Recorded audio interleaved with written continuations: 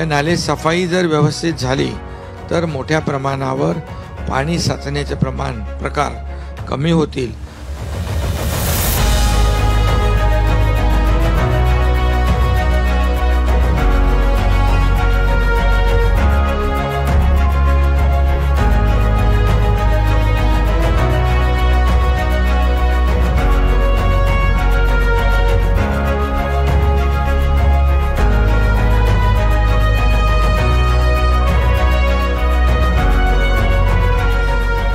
परंतु मी सांगितलंय गेल्या वर्षापासून की हार्ड बेस लागेपर्यंत तुम्ही गाळ काढण्याची आवश्यकता आहे. मग तो गाळ 10 मेट्रिक टन जास्ती असू शकतो.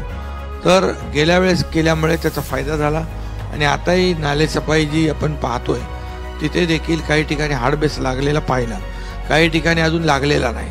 तिथं नाल्याचं काम, साफसफाईचं काम सुरू आहे. असं आपलं झिरो कॅज्युअलिटी मिशन आपण एक आपलं मिशन आहे. कुठेही जीवितहानी होऊ नये पावसामुळे, अशासाठी आपला प्रयत्न आहे. त्यामुळे आज सगळे लोक काम करत आहेत आणि आज नाले सफाईचं काम सुरू आहे आणि लवकरच ते 100% पूर्ण होईल अशा प्रकारची अपेक्षा या ठिकाणी मी व्यक्त करतो.